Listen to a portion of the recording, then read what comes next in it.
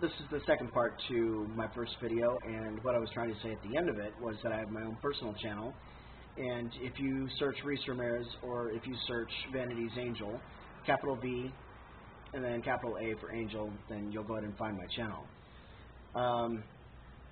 But yeah, a lot of the bigotry, hate, and ignorance that most people have is through learned habits, through family upbringing, through social interactions.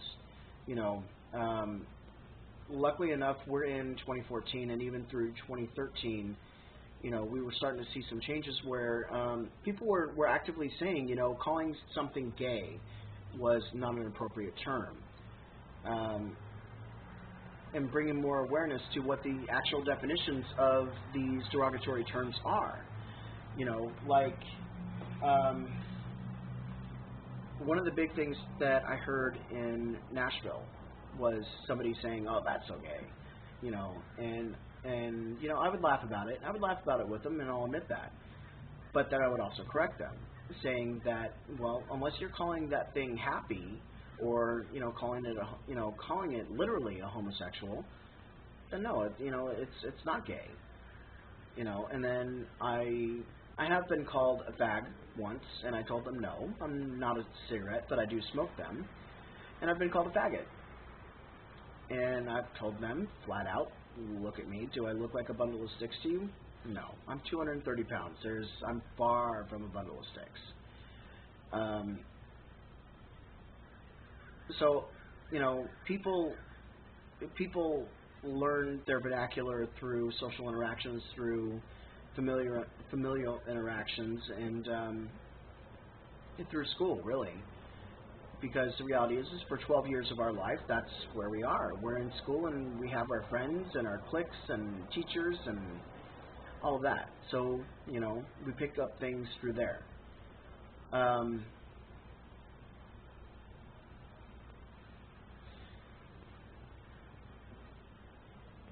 Yeah. Sorry, I got really interested. There's a huge flock of ravens outside, and they're never flying around right now. I'm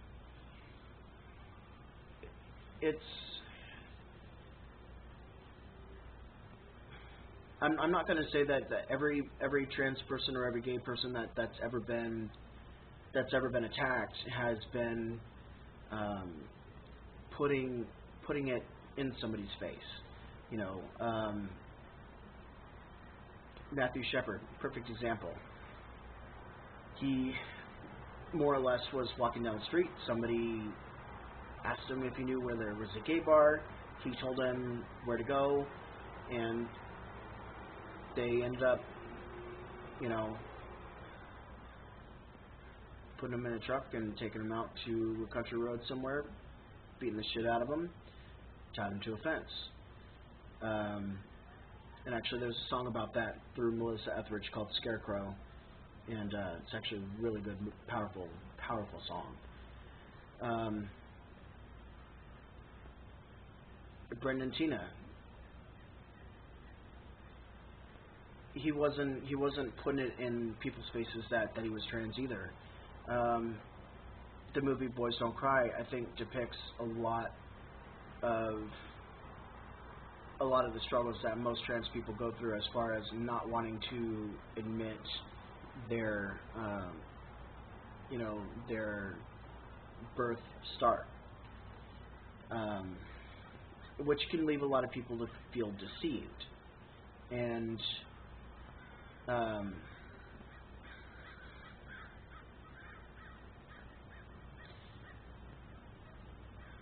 that whole situation could have been handled a whole lot differently. I don't know. That's kind of why I said that I think it's all about how you carry yourself and how you present yourself and the way that you treat others. You know, as I said, you know, I'm Mr. Trans Fresno here in Fresno, California. I've been really lucky. You know, yeah, I've had a couple of stupid people, like I said, come at me and ask me questions and call me names and everything like that, but I don't respond to it the way that they want me to. And generally when somebody is being hateful towards you and you're not being hateful back, that pisses them off more. Um, so, yeah.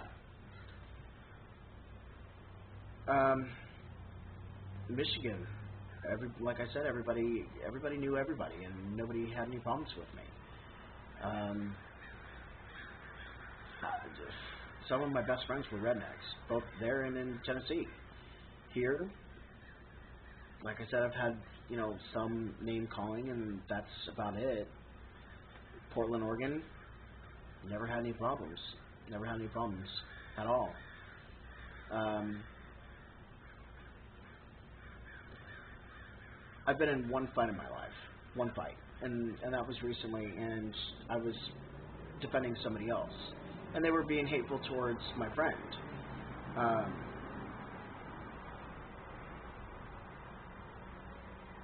but yeah,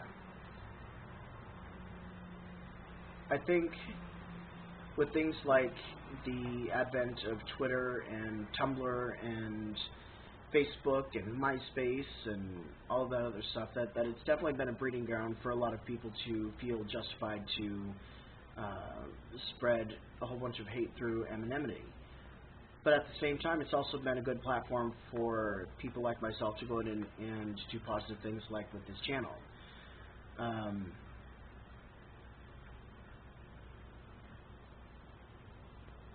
When people decide to post anything negative on my personal page, I just go ahead and delete it, and I don't respond to it. It took me a long time to get to the place where I'm at, though, to be able to do that, because there was a point in time where, if you did call me names, or if you told me I was fat, that I was ugly, that I wasn't worth it, that I was never going to be loved, or any of that shit, yeah, I would have cried, and more than once I've tried killing myself. Because of people's ignorance, and because of people's hate, and because of people's bigotry. But the bottom line is that people are just people. We all have different starts in life. We all have different skin colors and different backgrounds and histories and all of that. But the bottom line is that if you and I cut each other right now, we're both going to bleed the same color. We're all one. We're all just people. We're all just human. So I think when people realize that more, they'll be a lot happier off in life. But if you yourself are the one that is spewing all the hate and the bigotry and the ignorance and all of that stuff, take a good hard look at yourself in the mirror. Why do you hate gay people so much? Why do you hate trans people so much? What about them makes you uncomfortable? Why do you feel the need to call, Mexican people wetbacks? Why do you feel the need to call black people the other word? Why do you feel the need to call white people crackers or jackasses or dumbasses? Or why do you feel the need to be negative? And if there is something deep down in your core that strikes that strong feeling with you, I definitely would suggest going and receiving some sort of counseling or therapy of some sort. Or, if there is a trans person or a gay person or something like that you feel you can trust and just vent to and talk to them without being disrespectful, without being mean, and without being hateful. Let them know, hey, look, I'm sorry. I've done all this in my past. This is what happened with me. Can you help me understand a little bit about what it's like for you? How do you live your life? What do you do on your day-to-day basis? How can I be a better person? And maybe that'll work out for you. But yeah. So I just want to go ahead and thank all of you for subscribing and watching the Transgender Project. This is definitely a new collab channel for us, and we are here to help you.